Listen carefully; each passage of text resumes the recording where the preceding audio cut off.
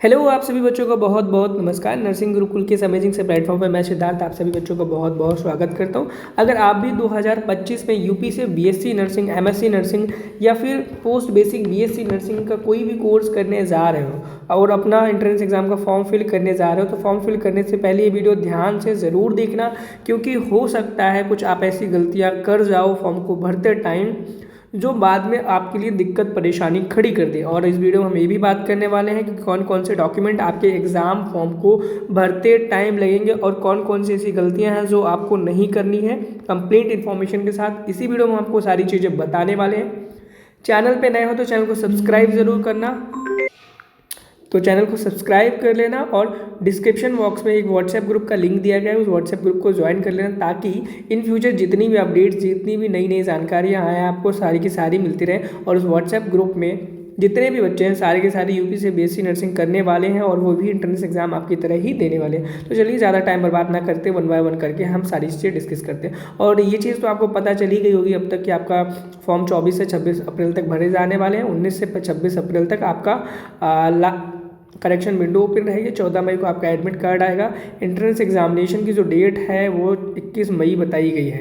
Entrance examination की date 21 मई बताई गई। इस चीज़ आपको क्लियर कर दी होगी अब तक सभी यूट्यूबर्स ने, सभी एजुकेटर्स ने। देखो, अब हम थोड़ा सा बात कर लेते हैं कि भाई ऐसे कौन कौन से डॉक्यूमेंट्स हैं जो आपको एग्ज़ाम के टाइम पर लगेंगे और आपको पहले से ही प्रिपेयर करके दुकान पर लेके जाओ भरवाने के लिए। तो सबसे पहले तो आपको क्या करना है, अपना नेम जो भी आपकी क्लास 10th की मार्कशीट पर है उसी के अकॉर्डिंग लिखना है। बहुत सारे ऐसे बच्चे होते हैं ध्यान नहीं देते हैं, अपने कभी सरनेम गड़बड़ कर लेते हैं, अपना कभी मदर का नेम गलत कर लेते हैं, कभी स्पेलिंग गलत कर लेते हैं। तो ध्यान रखना, अपना नेम कौन सा, अपना नेम, ठीक है, father's name, mother's name, same वही डालना है जो आपकी क्लास 10th की मार्कशीट में है। अगर 10th की मार्कशीट में गलत है तो आपको गलत ही फिल करना है, सही है तो सही फिल करना है। मिडल नेम, लास्ट नेम जो भी जैसा है सब कुछ क्लास 10th की मार्कशीट के बेसिस पर ही करना है। उसके अलावा इधर उधर से आपको कुछ भी नहीं करना है। फादर्स नेम भी मैंने बताया था आपको मार्कशीट के अकॉर्डिंग करना है, मदर्स नेम भी मार्कशीट के अकॉर्डिंग करना है। And important, date of birth आपकी क्लास 10th की मार्कशीट पर जो लिखी हुई एग्जाम के फॉर्म को फिल करते टाइम भी आप वही डेट ऑफ बर्थ डालेंगे जो आपकी 10th क्लास की मार्कशीट पर लिखी हुई है। अपना ईमेल एड्रेस ध्यान देना, बहुत सारे बच्चे क्या करते हैं, ईमेल एड्रेस गलत कर देते हैं। बच्चों, अगर आपके पास आपका खुद का ईमेल एड्रेस नहीं है, अगर दुकान वाले भैया आपको बना करके देते हैं तो उनसे अपनी ईमेल और पासवर्ड दो की दोनों चीज़ें लिख करके फ़ोन में या किसी कागज़ में सेव करके लिख करके रख लेना। मैं क्यों कह रहा हूँ, क्योंकि बहुत बार ऐसा होता है जब आप फॉर्म फिल करेंगे तो आपको अपना रजिस्ट्रेशन नंबर और एक पासवर्ड मिलेगा। बहुत बार बच्चे इस पासवर्ड को भूल जाते हैं। अगर वो पासवर्ड को भूल जाएंगे फिर आप अपनी ईमेल पासवर्ड को फॉरगेट करना होता है। अगर नहीं कर पाएंगे तो आपका एडमिट कार्ड डाउनलोड नहीं होता है और साथ ही साथ में आपका एग्ज़ाम का रिजल्ट भी डाउनलोड नहीं हो पाता है। बहुत दिक्कत परेशानी आती है, तो इस बात को ध्यान रखना। मैं इसको रेड मार्क कर रहा हूँ भैया, अपना ईमेल आईडी, पासवर्ड, ये सारी की चीज़ें याद रखना। जितनी भी चीज़ें ईमेल, पासवर्ड, रजिस्ट्रेशन नंबर जितनी भी है सारी की सारी कॉपी डायरी पेन में लिख करके या फोटो क्लिक करके सेव रखते रहना, ठीक है। और अगली चीज़, मोबाइल नंबर अपना डालना है आपको, एक अल्टरनेट नंबर भी डालना और एक ऐसा फ़ोन नंबर डालना है जिसमें एसएमएस जा सके, ओटीपी आ सके, ओटीपी जा सके, उसमें रिचार्ज होना चाहिए। और कोशिश करो कि आप अपना व्हाट्सएप नंबर भी उसमें ऐड कर दो, ठीक है, व्हाट्सएप के अलावा दूसरा ना करना पड़े।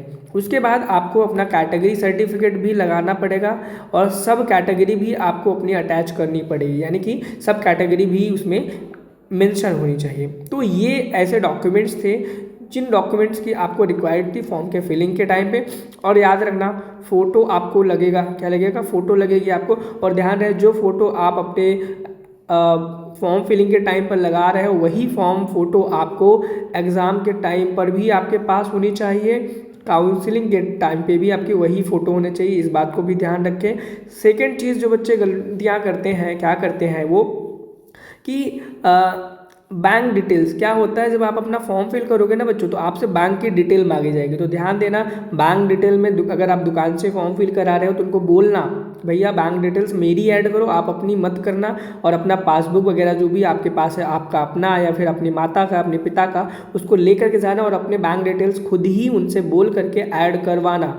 एंड तीसरा, कास्ट सर्टिफिकेट अपना, अगर आप एलिजिबल हो इस चीज़ के लिए तो आप अपना कास्ट सर्टिफिकेट ज़रूर से ज़रूर अभी लगाएं, नहीं तो बाद में आपको बहुत दिक्कत परेशानी होने वाली है। ठीक है, ये ऐसे डॉक्यूमेंट्स थे जो आपको रिक्वायर्ड थे एग्जामिनेशन के टाइम पर, फॉर्म फिल करने के टाइम पर। और मार्कशीट आपकी लगेगी, आपको पता है 10th की 12th की, अगर आप पास हो गए तो 12th की लगेगी, नहीं तो आप अपेयरिंग में लगा सकते हो। आधार कार्ड लगेगा आपका, आधार कार्ड की फ़ोटो रख लेना, फ़ोटो कॉपी करा के रख लेना। और अगर आपके पास आधार कार्ड नहीं है तो पैन कार्ड से भी काम चल जाएगा। वैसे ऐसा पॉसिबल नहीं है किसी के पास आधार कार्ड ना हो और पैन कार्ड हो। और ऐसा मुझे नहीं लगता कोई और डॉक्यूमेंट रह गया जो रिक्वायर्ड हो फॉर्म के फिलिंग के टाइम पे। अब हम ऐसी चीज़ों के पे बात कर लेते हैं कि ऐसी कौन सी गलतियाँ हैं जो नहीं करना है फॉर्म के फिलिंग के टाइम पे, जिससे आपको बाद में प्रॉब्लम हो सकती है। ठीक है, उन टॉपिक पे हम डिस्कस करें तो देखो, सबसे पहली, अगर आपकी एज अभी कितनी भी हो, लेकिन 31 दिसंबर 2025 तक अगर आप 17 साल के या इससे ऊपर नहीं होते हो, 31 दिसंबर के बाद भी आप 16 ईयर्स के ही रह जाते हो, तो आप फॉर्म फिल करोगे, एग्ज़ाम दोगे, क्वालिफाई हो जाओगे, लेकिन आपको एडमिशन नहीं मिलने वाला है। तो ध्यान रखना, आपकी एज मिनिमम 17 होनी चाहिए। कब? 31 ऑफ 2025, यानी कि ये साल ख़त्म होते होते आप 17 साल के हो जाने चाहिए। ठीक है, ऐसा नहीं होना चाहिए आप 15 साल के, 14 साल के आपने फॉर्म फिल कर दिया, एग्जाम दे लिया, क्वालिफाई हो गया, ये चीज़ नहीं होनी चाहिए। एंड मोस्ट एंड इंपॉर्टेंट चीज़ है रिजर्वेशन पॉलिसी, जहाँ पर बच्चों को बहुत सारी दिक्कत परेशानियों का सामना करना पड़ जाता है। और बहुत सारे, मेरे पिछली बार भी ऐसा बच्चों का सुनने को आया था, सर हमने ये गड़बड़ी कर दी, ये हो गया, वो हो गया, अब मैं क्या करूँ। बहुत सारे ऐसे बच्चे थे जिन्होंने अपना रिजर्वेशन पॉलिसी यूज़ किया था, फिर भी उनको रिजर्वेशन का फ़ायदा नहीं मिल पाया था। तो हम वही बताने वाले, भैया ऐसी गलतियाँ आप मत करना, ताकि आपको फ़ायदा उन चीज़ों को मिल पाए। देखो, ध्यान रखना सबसे पहली चीज़ कि reservation as per state government under the reservation policy within the section number of seat by Indian Nursing Council state government not above it. ठीक है, सारी की सारी रिजर्वेशन पॉलिसी जो कि है आपकी स्टेट गवर्नमेंट की मानी जाएंगी और इंडियन नर्सिंग काउंसिल की मानी जाने वाली है। ठीक है, यहाँ पर and any change in reservation policy will be followed as per the Uttar Pradesh state government directives. यानी कि कोई भी अगर रिजर्वेशन पॉलिसीज़ में यूपी में चेंज होता है तो आपकी रिजर्वेशन के जो डॉक्यूमेंट्स आपने सबमिट किए उसमें भी वो वैलिड माने जाएंगे। सबसे इम्पॉर्टेंट, सबसे ज़रूरी है रिजर्वेशन फॉर डिसेबिलिटी, PWD जो स्टूडेंट्स हैं उनके लिए बहुत इंपॉर्टेंट है। ध्यान देना, सब बच्चे, बहुत बच्चे ऐसे क्या होते हैं उनके पास PWD सर्टिफिकेट होता है, वो लगा देते हैं, उनका नंबर अच्छे आ जाते हैं, रैंक अच्छी आ जाती है, लेकिन एडमिशन के टाइम पर उन्हें एडमिशन नहीं मिलता है। क्यों नहीं मिलता है? ध्यान देना, यहाँ पर क्लियर शब्दों में लिखा गया 5% horizontal reservation will be consider for disabled candidates with a disability of locomotor to tune of 40 to 50% of the lower extremity. यानी कि यहाँ पर सिर्फ आपका लोकोमोटर डिसेबिलिटी ही कंसीडर किया जाएगा, यानी कि अगर आपको कोई और डिसेबिलिटी है तो वो नहीं माना जाएगा। कौन सा माना जाएगा? सिर्फ लोकोमोटर डिसेबिलिटी माना जाएगा। अगर आप कानों से कम सुनाई देता है, आंखों से कम दिखाई देता है, वो चीज़ें सिर्फ नहीं मानी जाएंगी। सिर्फ आपकी लोअर लिप्स की जो एक्सट्रीमिटी है उनको माना जाएगा, वो भी 40 से 50%। और ये चीज़ क्लियरली लिखी गई है, आप यहाँ पर पढ़ सकते हो। जिन बच्चों को ना समझ में आए इंग्लिश में, मैंने यहाँ पर हिंदी में भी उसका अनुवाद कर दिया गया। विकलांग PWD उम्मीदवारों के लिए 5% आरक्षण मिलेगा। यह उन उम्मीदवारों के लिए लागू होगा जिनके निचले अंगों में 40 से 50% तक की विकलांगता है। इसके अलावा शैक्षणिक योग्यता के मामले में उनके लिए वही नियम रहेंगे जो अनरिजर्व्ड कैटेगरी के उम्मीदवारों के लिए है। स्रोत भारत सरकार का गैजेट 5 जुलाई जो कि 2021 का है, वहाँ से इसको लिया गया है।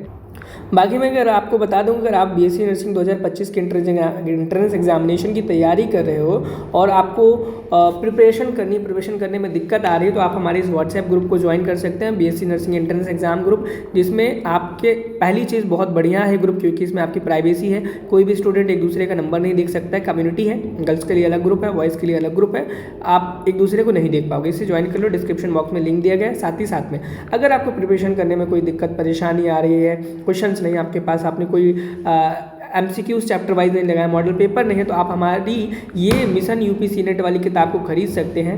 ठीक है, जो कि आपको फ्लिपकार्ट, अमेजॉन दोनों जगहों पर मिल जाएगी और इसका लिंक आपको डिस्क्रिप्शन बॉक्स में भी मिल जाएगा। ये बुक मैं आपको दिखा दूँ, बहुत ही बढ़िया है स्टूडेंट, क्योंकि इस बुक में आपको ऐसी तमाम चीज़ें मिलने वाली है जो आपके एंट्रेंस एग्जामिनेशन के लिए बहुत ज़्यादा महत्वपूर्ण है। पहली ऐसी चीज़ जो मिलने वाली है, जो सभी बच्चों के एंट्रेंस एग्जामिनेशन होने वाली है, वो रहती है कि भैया हमको प्रीवियस ईयर क्वेश्चन मिल जाएँ। तो मैं आपको बता दूँ 2021 से लेकर के 2024 तक के सारे प्रीवियस ईयर क्वेश्चन मिल जाएंगे, चैप्टर वाइज MCQs मिल जाएंगे, मॉडल पेपर मिल जाएंगे। ये पूरी की पूरी बुक बाइलिंगुअल है, सारी के सारे subject biology, chemistry, physics, English, nursing aptitude सारी की सारी आपको यहाँ पर देखने को सब्जेक्ट्स के मिल जाएंगे। ठीक है, स्ट्रिक्टली बेस्ड है, 290 रुपीज़ की है। यहाँ पर अमेजोन पर मिल रही है, इससे कम ज़्यादा प्राइस आपको अलग अलग साइट्स पर देखने को मिल सकती है। मैं रिकमेंड करूँगा आप ये ले लो, आपके लिए बहुत ज़्यादा बढ़िया रहेगी। आगे चलते हैं, हम ऐसी कौन सी चीज़ें और बची हुई हैं जिन पर आपको फोकस कराना था ताकि आपका एग्ज़ाम में कोई भी दिक्कत परेशानी ना आए। ठीक है, अगला जो रिजर्वेशन पॉलिसी है, यहाँ पर आप सारी चीज़ें पढ़ लो, वही सब चीज़ें लिखी हैं कि आपके पास जो भी कास्ट सर्टिफिकेट है, caste certificate issued only by the competent authority, tehsildar, SDM of Uttar Pradesh government are acceptable. यानी कि अगर आप किसी OBC कैटेगरी से बिलोंग करते हो, SC कैटेगरी से बिलोंग करते हो, ST कैटेगरी से बिलोंग करते हो, तो आपके पास जो कास्ट सर्टिफिकेट है वो स्टेट गवर्नमेंट का होना चाहिए, वो सेंट्रल गवर्नमेंट का नहीं होना चाहिए, और तहसीलदार या फिर SDM से मान्यता प्राप्त होना चाहिए। ठीक है, और यहाँ पर EWS कोटा के बारे में 10% लिखा, आप इसे पढ़ लेना, कोई दिक्कत पड़े तो मैंने ऊपर इसका हिंदी वर्जन भी यहाँ पे अटैच कर दिया है, पढ़ लेना, और PDF में व्हाट्सएप ग्रुप में डाल दूंगा, आप वहाँ से जा करके पढ़ लेना, देख लेना। बाकी अगली चीज़ क्या है, OBC कैंडिडेट स्टूडेंट्स के लिए है ये चीज़ कि valid OBC certificate only after 1 April of the 2025। यानी कि अगर आप OBC कैटेगरी के स्टूडेंट्स हैं और आपको रिजर्वेशन का फ़ायदा लेना है तो आपका जो OBC का जो सर्टिफिकेट है वो 1 अप्रैल 2025 के बाद का होना चाहिए। अगर आपके पास अपना कैटेगरी का सर्टिफिकेट नहीं है तो आप बनवा लो, अभी आपके पास टाइम है, 1 महीने से ज़्यादा टाइम है आपको फॉर्म फिलअप करने के लिए। आप कैटेगरी सर्टिफिकेट बनवा लो, 5 से 6 दिन में बन जाता है, लगभग फॉर्म को आप अपना फिल कर लो। बाकी EWS में भी वही चीज़ है, EWS अगर आपके पास है तो सर्टिफिकेट आप उसको रिन्यू करा लो, 1 अप्रैल के बाद का होना चाहिए, उसके पहले का नहीं होना चाहिए। बाकी अगली, dependent of freedom fighter certificate issued from district magistrate will be acceptable. यानी कि अगर आप किसी फ्रीडम फाइटर के वहाँ से आते हैं तो आपका जो सर्टिफिकेट है वो किसी DM के द्वारा साइन किया गया हुआ ही एक्सेप्ट होगा। Valid ex serviceman certificate issued from competent authority will be acceptable. यानी कि अगर एक्स सर्विसमैन का सर्टिफिकेट आप लगा रहे हैं तो जो भी वैलिड अथॉरिटी है उसके द्वारा की ही मान्यता प्राप्त की जाएगी। Valid NCC certificate, C certificate with V grade issued, ये इतना काम का नहीं है बच्चों के लिए, लेकिन ये जो पॉइंट्स हैं OBC का, EWS का, एक्स सर्विसमैन का और फ्रीडम फाइटर के, ये बहुत ज़्यादा इंपॉर्टेंट है। आई थिंक जो प्रॉब्लम्स मुझे लगा बच्चों ने बताए थे पिछले साल जहाँ पे उनको दिक्कतें आई थी वो मैंने आपको सारी की सारी क्लियर कर दी हूँ। फिर भी कोई दिक्कत परेशानी रहेगी तो कमेंट सेक्शन आपके लिए हमेशा खुले हुए हैं और आप हमारे व्हाट्सएप मैसेज पे जब चाहे अपना मैसेज छोड़ सकते हैं, अपनी प्रॉब्लम को हमसे सॉल्यूशन पा सकते हैं। और बुक बहुत बढ़िया है, सच में यकीन मानना, मेरे पास भी मैंने बहुत बच्चों को रिकमेंड की है। उसमें ढेर सारे चैप्टर वाइज MCQs है, ढेर सारे उसमें मॉडल पेपर्स हैं, OMR सीट तक है ताकि आप अपने क्वेश्चंस को लगा करके प्रैक्टिस कर पाए। मिलते हैं नेक्स्ट वीडियो में आपकी इसी तरह की सहायता करते हुए। Thank you, have a nice day. Video को देखने के लिए